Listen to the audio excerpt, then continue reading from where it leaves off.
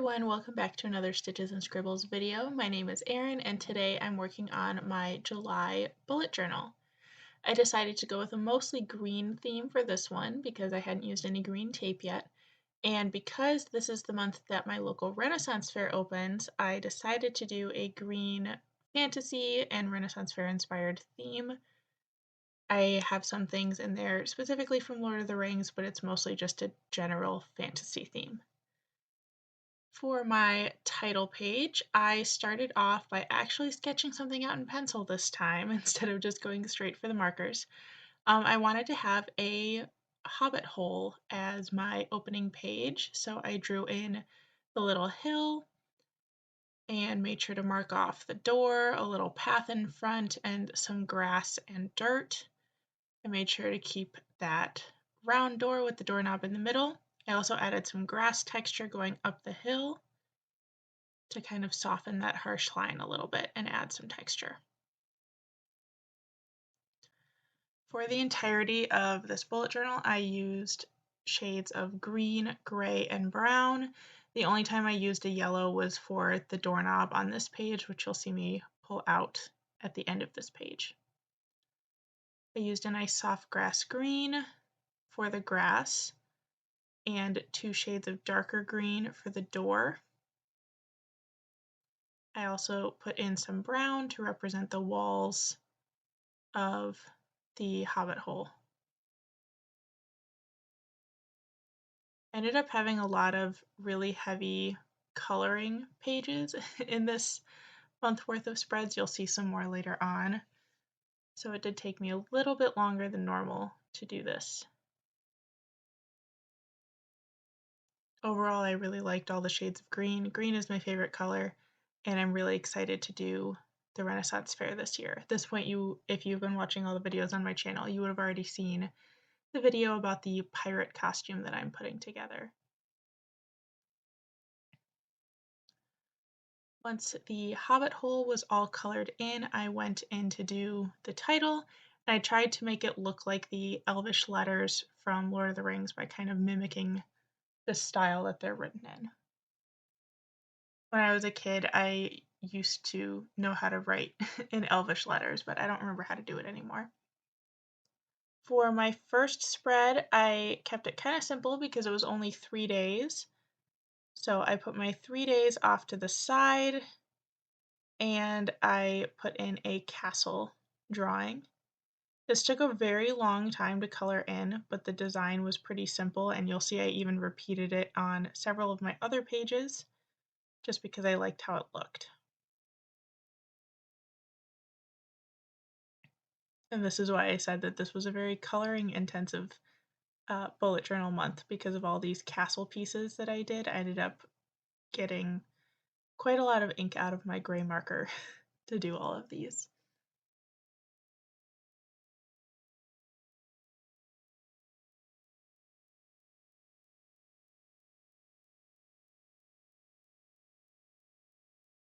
That's why I stopped for a second. I was actually grabbing a second one to make sure that I would have enough to get through all the way.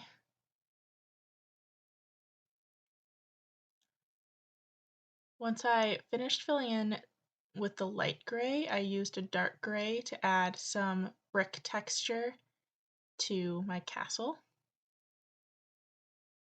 I didn't do this every time I showed a castle in my bullet journal, but I did for this one because there's not much else going on this page. I also made sure to leave some space for a door that you'll see I filled in later.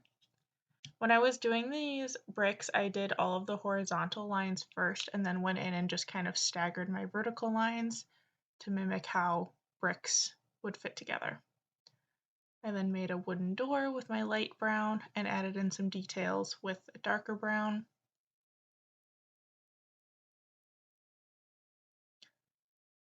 I also added the top of the tower in brown and added a little string of pennants.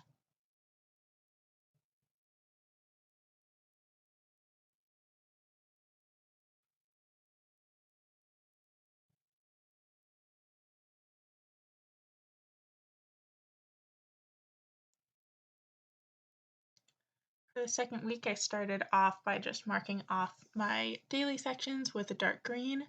You'll also notice I stopped putting the notes section in spreads. I found that I wasn't really using it that much, and if I did need to add additional notes, I ended up just doing it on sticky notes a lot of the times. So I just decided to leave it out so that I'd have more space for journaling. I added one little castle in the corner for this spread, but otherwise kept the page pretty simple. You'll see I used that same design for most of my castle pieces throughout this month, although I do vary the colors and what textures I'm using a little bit.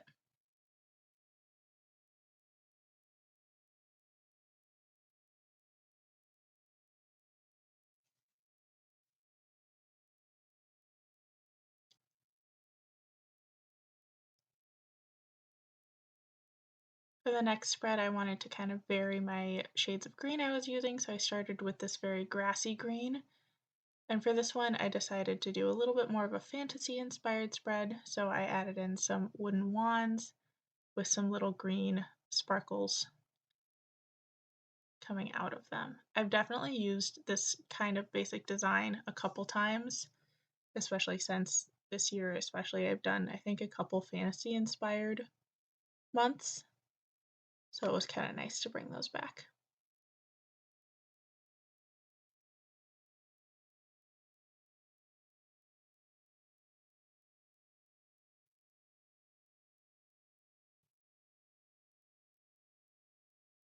For this one, I wanted to do some simple um, little leaf designs.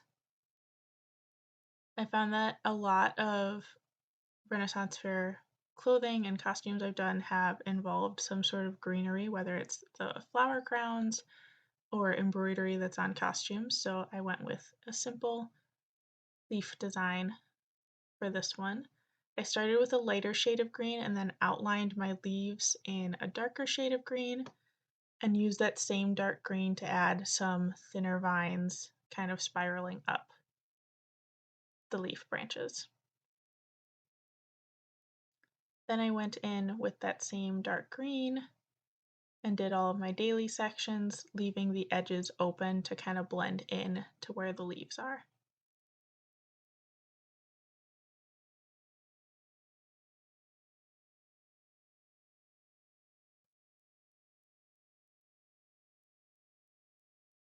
For my last section, I went really simple because I knew that my mood tracker page was going to be pretty intense, so I stuck with just the really dark green, which is actually my favorite color in this set, and just did some simple boxes, but I varied the text a little bit to give it a different look. So I have these really tall, skinny numbers for each of my daily sections.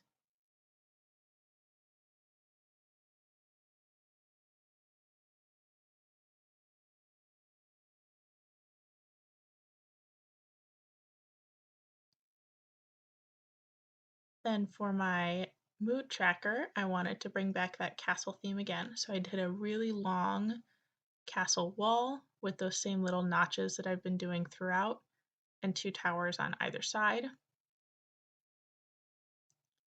I decided not to be too worried about how neat and straight these walls were, but it would be super easy to kind of line them up with the dots in your bullet journal if you really want precise, even lines.